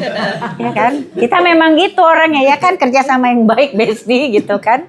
Cara kita gitu kalau meninggalkan satu rumah doa gitu, kita tinggalin dalam keadaan nanggung Oma. Supaya habis itu kita dipanggil lagi ya kan ya gitu. Jadi tadi saya udah bilang mau kasih satu ayat, ternyata ayatnya 4 ya kan. Sekarang saya tambahin lagi kalau bisa nanti malam baca kitab Yunus. Kalau kami kembali lagi nanti dibongkar. Yunus itu satu hamba Tuhan yang dia dengar loh. Dia secara audible dia dengar suara Tuhan. Tapi kitab Yunus kalau misalnya dibaca 4 kali tuh Yunus bilang, aku mau mendingan mati aja. Bunuh aja gue kalau bahasanya sekarang. Yunus itu dia jujur loh sama Tuhan. Dan Tuhan gak marah. Tuhan gak khotbahin Yunus di situ, tapi Tuhan ikut aja jalan sama Yunus. Disuruh ke Niniwe, Yunus ke Tarsis. Tuhan ikut nggak? Ikut. Itu konselor. Nah hari ini Tuhan yang sama hari ini. Apapun kejujuran kita bawa ke dalam ruang konselingnya Tuhan, hadiratnya Tuhan. Itu Tuhan ikut jalan loh sama kita. Tapi masalahnya jujur nggak? Hari ini kalau nggak sanggup berdoa, karena kita pikir kalau berdoa harus Tuhan aku mengucap syukur hari ini Tuhan baik. Kalau hari ini emang nggak baik, bilang aja, aku kesel sama orang itu Tuhan. Tapi firman bilang aku harus mau berdoa buat musuhku. Aku belum sanggup hari ini untuk ngomongin nama dia lewat hidungnya aja. Kayaknya aku udah kena lambung. Amin. Tuhan terima. Tuhan terima. Tapi tetaplah berdoa. Doakan musuhmu. Dan kamu akan berbahagia. Mungkin bisa tambahin yang bedanya mengasihi dan menyukai itu. Mengasihi dan empati. Kita bisa tidak menyukai orang tapi tetap mengasihi. Oh iya, jadi gambar Allah ya. Jadi yang itu bisa berdoa untuk dia walaupun kita memang nggak perlu menyukai dia. Iya, kita nggak perlu. Jadi hari ini bisa tetap berdoa buat dia. Karena berdoa buat musuh itu benar. Itu membantu perasaan kita sendiri. Bukan buat orangnya. Kita bisa tetap berdoa untuk orang yang melukai perasaan kita hari ini. Tanpa harus menyukai dia. Tuhan gak paksa kok gitu. Makanya dia bilang kan berdoa untuk musuhmu, gak apa-apa kok gitu. Tapi hari ini harus tetap sanggup berdoa untuk musuh kita. Kan berarti harus menyukai. Dia tetap dalam status posisinya musuh kita hari ini. Tapi kita tetap sanggup berdoa buat dia. Konselor tuh saudara, konselor itu bukan konsultan ya. Konsultan itu dia tuh kasih solusi buat saudara. Solusi menurut apa yang menurut dia baik. Tuhan itu bukan monster. Dia kasih kehendak bebas. Tuhan itu konselor. Tuhan gak kasih roadmap. Tuhan itu ikut jalan bareng. Konselor itu dia jalan bareng dengan kliennya. Dia membantu si klien itu untuk kembali ke masalah hidupnya. Habis itu menemukan pintu di mana permasalahan itu terjadi. Dan si klien nanti keluar sendiri dari pintunya. Dan itu yang membuat Tuhan kita itu the wonderful counselor. Penasehat yang ajaib. Jangan terlalu lengkap. Nanti kita... Pokoknya gimana cara ya. Pokoknya semuanya nanggung gitu. Muka kita akan tinggalkan tempat ini dalam keadaan muka-muka penasaran. Oke? Oke. Iya. Ada lagi pertanyaan? Gak usah dipaksa ya. Sini dong kamu. Intinya memang Sini dong. Gak kelihatan ya Oma ya. Kasihan loh Oma nanti palanya. Kadang-kadang kita, aduh benci banget sih sama orang kayak gitu. Kan kita nggak bisa bohongin ya gitu. Kita emang nggak suka gitu. Nah, Aku bukan genit ya deket-deket. Ini mic-nya ada di sini. Oh iya. Iya biar kedengeran. Jadi banyak orang kan gimana ya saya bisa mengampuni orang masih sebel sama orangnya gitu kan ya. Ya pertama yang tadi tuh kita bisa mengasihi orang tanpa menyukai orang itu. Karena mengasihi itu bukan perasaan. Mengasihi itu adalah sebuah keputusan, tindakan gitu. Mengasihi itu nggak ada hubungannya dengan perasaan berbunga-bunga. Mengasihi itu adalah Tuhan bilang apa ya kita ikutin gitu. Apa kita masih udah bisa suka sama orangnya? Belum tentu gitu. Masih bisa, aduh kesel banget gitu. Tapi kita berkali-kali melihat ketika kita lakukan itu, rasa itu juga timbul. Lama-lama, oh jadi kasihan gitu. Terus kemudian jadi benar-benar sayang sama orangnya gitu. Nah, jadi dimulai dengan taat dulu, baru nanti perasaan itu akan muncul. Karena langkah keduanya adalah kita menyadari bahwa kalau kita benci, yang rugi kita sebenarnya. Cuma kan yang nanti Tamara kalau kesini lagi gitu akan cerita tentang bedanya emosi dan perasaan gitu. Emosi itu datangnya otomatis gitu. Sementara hal tersebut sebenarnya kalau perasaan bisa diregulasi gitu kan ya. Yang bisa diregulasi. Nah misalnya kita kaget itu kan nggak bisa itu kan emosi kan. Kaget gitu kan. Nggak bisa ditahan-tahan kan gitu. Tapi setelah itu responnya apa gitu. Kita lihat orang, langsung di sini udah enak banget gitu kan. Ya itu emosi, itu nggak bisa diapa-apain. Itu otomatis. Itu dalam ilmu kejiwaan kita temukan itu otomatis. Tapi regulasinya adalah perasaan kita setelah itu apa. Nah itu yang dipelajari. Karena kalau kita biarkan, kitanya yang makan dalam istilahnya begitu gitu. Makanya tadi Tamara bilang, orangnya mungkin jalan-jalan kemana, sementara kita masih panas gitu kan. Yang rugi kan kita sendiri gitu. Nah tapi itu juga pelan-pelan. Karena saya tahu tadi tuh soal otomatisnya itu muncul begitu saja. Dan itu yang lewat Roma 12 yang kedua, jangan jadi serupa dengan dunia, tapi berubahlah. Nah disitulah kita mulai belajar mengelola tidak hanya apa yang kita tahu, tapi apa kita rasa. Karena jiwa itu kan pikiran, perasaan, sama kehendak. Nah. Yang banyak kita pelajari itu soal pengetahuan. Belajar ya kan, baca kitab dan seterusnya. Yang jarang kita regulasi adalah soal perasaan. Ya, itu makanya ya, soal perasaan ini emosi. Itu kayaknya Bu. Kau meninggalkan aku? Ya. Bisa. Oke. Oke. Jadi ada pertanyaan lagi mungkin? Saya mau tanya. Waktu udah lama nih. Dulu saya pernah ditipu orang gitu ya. Banyak lah Pak M. Dan orang itu saya tolong gitu. Misalnya dia nggak punya pekerjaan, nggak apa, saya tolong, saya ajak, terus saya kasih kerjaan, tapi ternyata dia menipu. Kan waktu itu memang,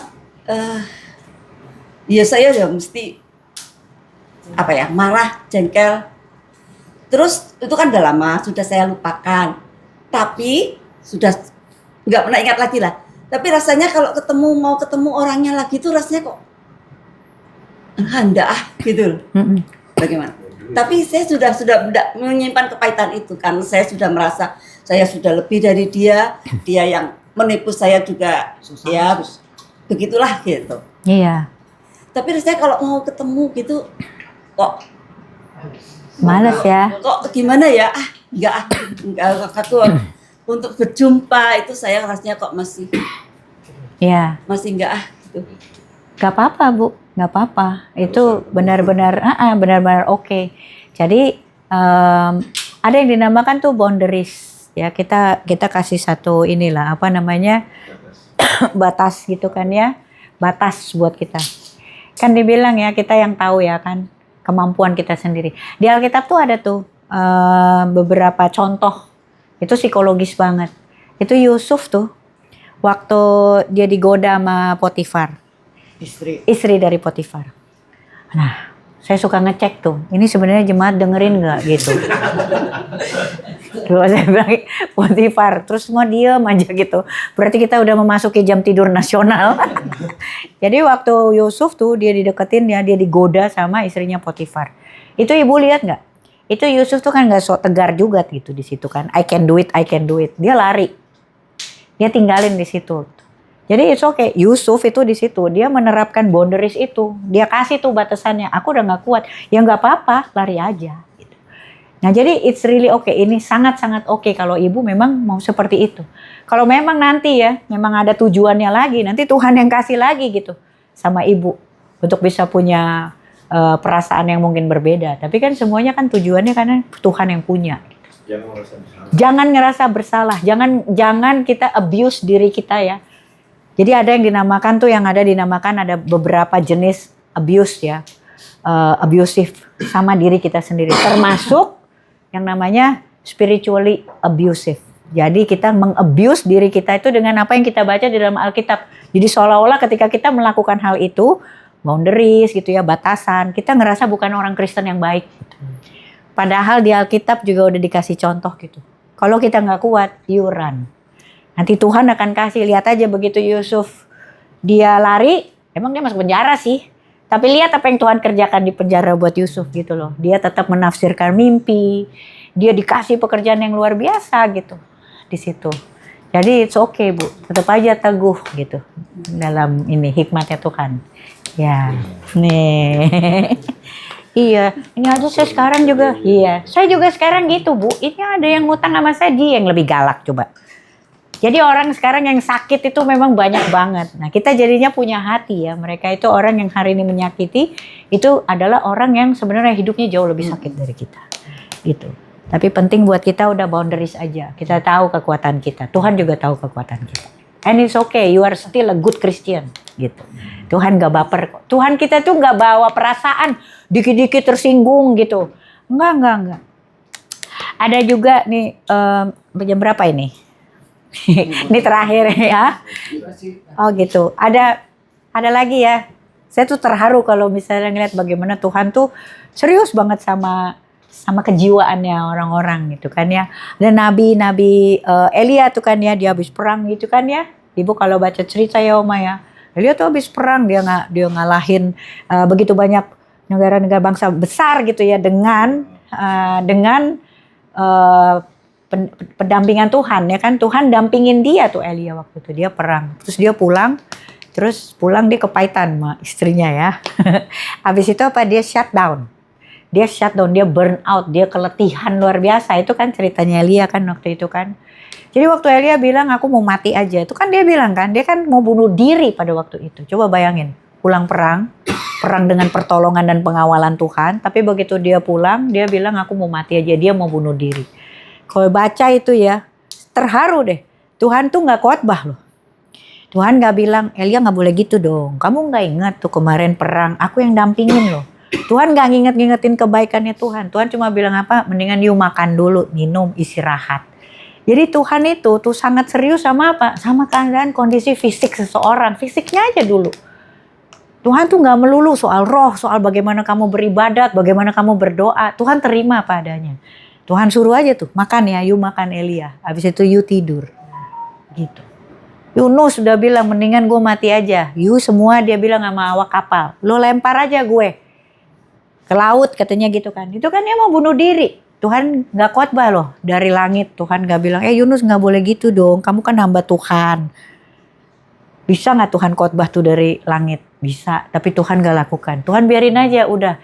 You mau bunuh diri ya. Udah you bunuh diri. Abis itu Tuhan lihat apa? Tuhan suruh ikan besar. Untuk apa? Untuk nangkep fisiknya Yunus. Jadi Tuhan gak berurusan dengan rohnya Yunus dulu. Jiwanya masih sakit. Tapi gue selamatin dulu lah badannya. Ini hari ini Tuhan tuh terfokus seriusnya luar biasa pada tubuh, jiwa, dan roh. Dari perjanjian lama, perjanjian baru sampai zaman now. Allah yang sama. Itu memelihara dengan sempurna. Tinggal bagiannya kita gitu. Kita mau gak kerja sama? Sama dengan Tuhan. Ya. Ada lagi ibu-ibu, Oma? Oma, aku mau bilang, nanti kan aku udah mulai ubanan nih. Nah saya pengen nanti kayak Oma gini. Ini uban atau ngecatnya Oma nih? Hah? Lama. Hah? Nggak tahan kita. Kenapa? Lama. Keburu jelek. Bikin ya? Oh, ini hasil berapa lama nih Oma? 2 tahun loh. Iya 2 tahun. 2 tahun nggak keluar rumah jadi begini. Saya coba nggak tahan. Nggak tahan kita. Oh, Balik lagi ditemuin ya, Ci. Oh gitu? Nggak tahan. Pasti kita udah keburu jelek duluan. Ngaco banget deh. Oh. Pasiennya udah pada komplain saya. Iya ya. Saya pengen kayak gitu Oma. Maksudnya tuh sampai memutih. Tapi maksudnya jangan nanggung Tuhan. Langsung aja gitu. Iya kan ya. Ini kayaknya mau nanggung-nanggung gitu. Iya nggak bisa. Nggak bisa ya? Kalau mau chat bikin. Oh. Kayak teman saya. Tuh kita udah mulai gak rohani nih. Tapi gak apa-apa ya. Kan mau melihara sempurna. Termasuk ini ya. Saya dari tadi khotbah. Aku udah sambil khotbah sambil ngomong, Tuhan aku kalau tua mau kayak Oma ini ya. Rata semua, bagus Oma, bagus, Iya. bagus Oma. Iya ya. Nggak tahan. Gak tahan. Ya ada lagi yang mau bertanya? Ya saya cuma sharing aja nih ya. Iya ya. Jadi Tuhan itu berkati saya, untuk saya bisa jaga hati gitu Iya ya. iya iya. Memang benar gitu. Jadi kalau misalnya kita jiwanya tuh penuh dengan kemarahan gitu jadi sakit. Iya Gitu. kan? Jadi saya kena cancer gitu kan. Ya tapi waktu itu Tuhan cuma bilang sama saya, ketika kamu bisa lepasin pengampunan, ketika kamu bisa menerima kekurangan orang itu gitu, ya kamu nggak usah kemo, kamu sembuh gitu. Iya. Jadi akhirnya saya memilih untuk menurut dengan roh saya itu, memilih untuk menerima dan mengampuni, rekonsiliasi, ya akhirnya tubuh saya jadi sehat. Iya kan? Jadi saya sembuh Itu ya. tanpa kemo. Tuh ya kan ya. Jadi Memang. memang benar kalau jiwanya happy ya hidupnya juga happy. Iya keren ya. Iya. Itu kesaksian luar biasa. Karena saya suka ngobrol ya sama Paul.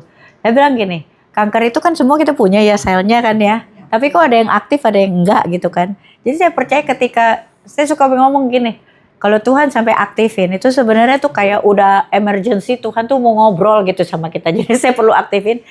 Nah, stop dulu ya. You listen, I wanna talk gitu. Jadi ketika seseorang tuh ya dia terima itu, saya suka bilang, termasuk saya ya, saya kan dulu sirosis pengerasan hati. Ya kan secara rohani juga kan hati saya keras banget, secara kejiwaan, hati saya keras. Liver saya ikut keras lah gitu. Ketika seorang tuh punya kekerasan hati, nggak bisa tidur gitu kan ya. Cancer itu kan kalau di ininya kan keringkan tulang itu kan cancer ya kalau di di Alkitab ya itu kan. Jadi saya bilang, bahkan kemarin nggak tahu ya dok, saya baca satu jurnal gitu. Cancer udah bisa dideteksi gitu yang katanya kalau cancer payudara itu adalah kepahitan sama sesama perempuan. Itu tuh ada jurnalnya kemarin tuh saya baca. Jadi hari ini tuh saya pikir gini ya kan Tuhan tuh dia yang ciptain kita ya dengan segala ini yang tidak terjelaskan dan tidak terselami. Tuhan selalu punya cara gitu untuk bikin seseorang tuh berhenti gitu ya. Kayak bilang in case of emergency break the glass gitu ya kan kita kan gitu ya kalau ada situasi gawat darurat pecahin kaca gitu kan ya. Nah termasuk juga dengan sel kanker gitu. Kayaknya udah masuk di critical moment Tuhan perlu pecahkan kaca itu. Cuma gara-gara udah itu Tuhan tuh punya cara paling mutakhir untuk membuat seorang berhenti. Now you stop and listen to me gitu. Jadi itu kesaksian luar biasa ya Ibu ya gitu. Ya Luar Tuhan biasa. cuma bilang mau enggak? Yes. Mau nggak? Ya kan? Ya saya kalau jiwa itu kan makanya di tengah-tengah saya suka mikir gini ya, kita kan pas lahir ya. Lahir kan kita diawali dengan tangisan gitu kan ya. Bayi nangis. Nanti kita pas pulang juga gitu kan, pas kita meninggal kan nangis kan orang-orang, ya kan? Kok nggak pasti sih? Udah pastiin aja ya, ada satu aja yang nangis pas kita meninggal ya. Jangan sampai nggak ada gitu kan ya. Tapi kita pas kita lahir kita nangis. Ntar pas meninggal masih ada yang nangis gitu. Nangis. Nah Tuhan kan nggak mau ketika kita hidup kerjanya nangis lagi. Tuhan mau ketika kita hidup tuh kejiwaan kita tuh kita jalan dari satu happy, dari satu kemuliaan ke kemuliaan lainnya gitu. Waktu kita nangis, waktu kita lahir kita kan ditolong ya kan. Nanti kita mati, kita digotong. Masa saudara mau? Hah? Tapi kalau ngomongnya begini, Tuhan gak mau kita nangis-nangis ya kenapa orang ada tangisan ya? Apanya? Ya, maksudnya Tangis haru. Enggak, bukan. Oh, ini tangis haru ngomongnya. Iya, enggak maksudnya Tuhan tuh nggak mau gitu kalau hari ini tuh kerjaan kita tuh cuma nangis karena kita kepahitan. Waktu kita jalan gitu, kita udah nangis ya di awal, nanti juga diantar pakai nangis. Masa ketika hidup kerjanya nangis-nangis juga gitu. Nangis karena kepahitan. Nangis karena kepahitan, Tuhan nggak mau gitu. Dia mau pelihara kejiwaan kita dengan sempurna, harus sukacita. Waktu kita lahir kita ditolong, nanti kita mati kita digotong. Tuhan juga nggak mau setiap pas kita hidup kerjanya ditolong, digotong. Kita jalan gitu loh dari satu kemuliaan ke kemuliaan sampai nanti dijemput gitu. Nah itu perlu untuk kesehatan jiwa. Iya, oke. Bapak Paul, kau yang mulai, kau yang mengakhiri. Kau membuka, kau yang menutup. Iya, ya silakan. Ini? Oh iya.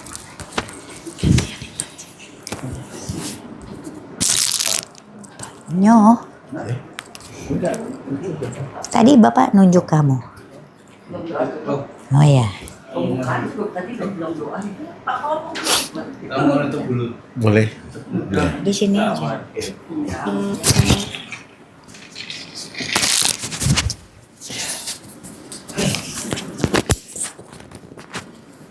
Jadi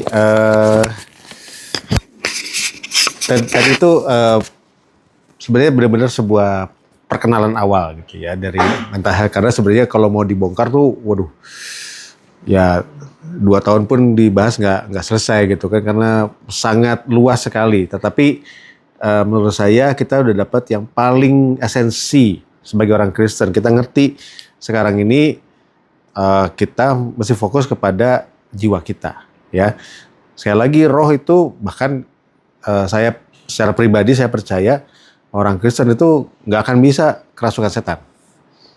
Saya percaya begitu. Kenapa? Karena Yeskiel 36 ayat 26, 27 sama 2 Korintus 5 ayat 17 itu dua-duanya bilang bahwa kita ini punya roh yang baru, jadi ciptaan baru, Roh Kudus tinggal bersama dengan kita. Jadi kalaupun sampai ada orang Kristen yang kayak setan dalam tanda kutip gitu ya kelakuannya, itu karena dipengaruhi di sininya gitu. Makanya di Efesus kan bicara soal selengkap senjata Allah itu semua melawan panah api si jahat, berarti dari luar tuh yang mengelabui kita. Itulah sebabnya di situ dikatakan, kenakanlah seluruh selengkap senjata Allah supaya kamu kuat berdiri melawan tipu muslihat iblis. Melawan tipu muslihat iblis, bukan melawan serangan iblis yang merasuki gitu, enggak gitu ya. Jadi di situ kita ngerti peperangannya itu di sini ya, di sini. Nah, di sinilah yang mengatur semuanya. Perasaan kita, pikiran kita gitu kan. Nah, itu yang membuat kita jadi sadar inilah yang diperkuat sekarang ini. Ya. Saya rasa itu saja mungkin yang kami bisa sampaikan. Terima kasih, mari kita berdoa. Tuhan, kami ucap syukur kalau pada malam ini kami boleh berfellowship, bersharing, dan berdiskusi mengenai kesehatan jiwa kami ya Bapa. Terima kasih ya Tuhan, kalau firman-Mu berkata, hai jiwaku, bukan hai rohku. Itu ada maksudnya, karena Engkau sangat mengerti. Disinilah peran kami Tuhan untuk kami merawat jiwa kami, memberi makan jiwa kami Tuhan.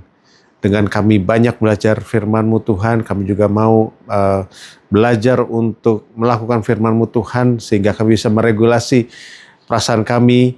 Kami percaya semuanya itu untuk membuat kami punya karakter seperti Engkau Tuhan Yesus Kristus. Terima kasih ya Tuhan. Terima kasih untuk firman-Mu yang sudah disampaikan. Biarlah firman ini boleh menjadi seperti benih yang ditabur di tanah yang subur, yaitu hati kami semua. Dan dari benih itu Tuhan akan tumbuh jadi pohon yang berbuah lebat. Dan buah itu dinikmati oleh orang sekitar kami Tuhan. Kami menjadi berkat bagi banyak orang sekitar kami. Terima kasih ya Bapa. Terima kasih ya Tuhan. Dalam nama Yesus Kristus. Amin. Terima kasih Bapak Ibu. Tuhan berkati.